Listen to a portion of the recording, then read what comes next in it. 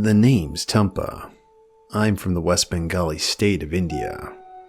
I've experienced many supernatural incidences in my lifetime, which have happened to both me and many of my family members. But I might tell you about that later. As for today, I want to share an incident that happened with one of my uncles.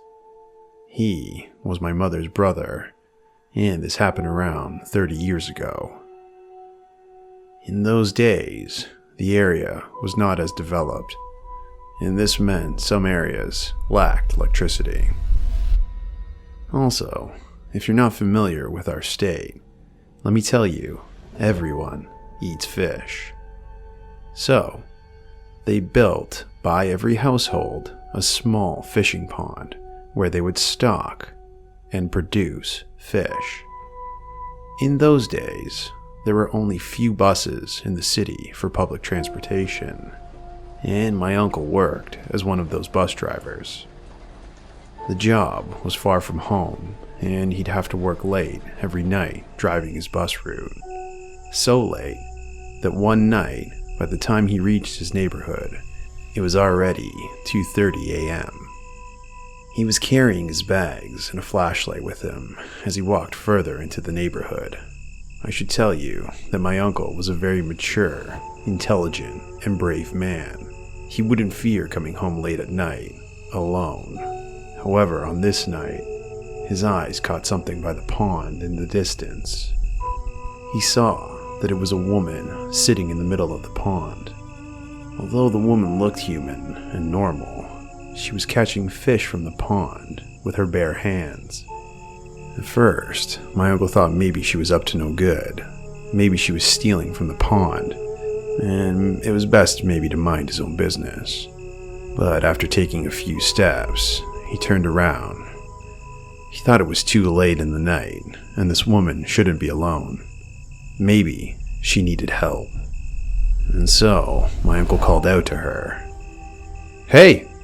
Who are you? What are you doing here? It's late in the night, and you should be on your way home." The woman didn't reply. She just kept sitting there in the pond. My uncle decided to walk closer. He shined his flashlight to see her properly, but when the light hit her face, my uncle became consumed with fear. Although the woman had a normal body, her face was horrifying.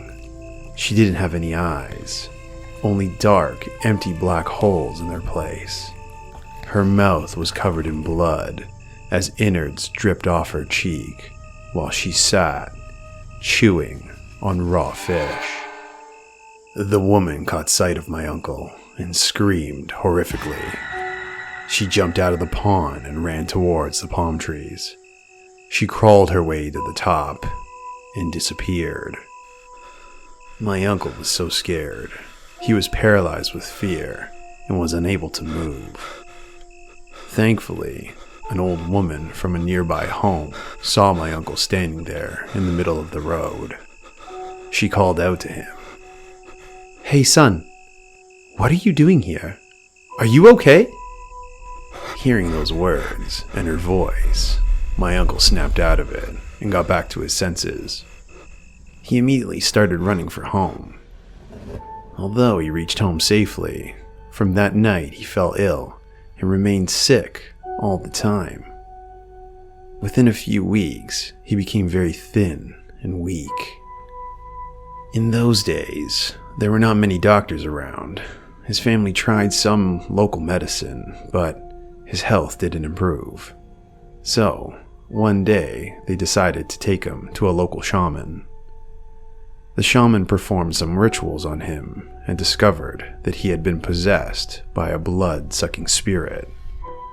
Hearing the shaman's words, everyone got scared. The shaman said that the woman he saw sitting in the pond was an evil, blood-sucking entity, and that night he disturbed her while she was eating, and so she decided to curse him so that she could feed off of his blood. This evil entity was sucking his body dry of blood and making him ill. His heart will not be able to keep up, and she will eventually kill him, and in doing so, take his spirit with her. The family begged the shaman to save his life. He agreed to do what he could and performed one final ritual. From that day on, his health started improving. My uncle was a proud man and didn't want to quit his bus driving job. Instead, he decided to trade his flashlight for an iron weapon for those long days that required him to come home late at night. Well, friends, how'd you like today's story? Don't forget to hit that subscribe button and turn on notifications for this channel to listen each and every weekday for more real horror stories. We got a ton of amazing real horror stories, and we're dying to share them with you. So until then, stay out of the dark and stay tuned for our next video.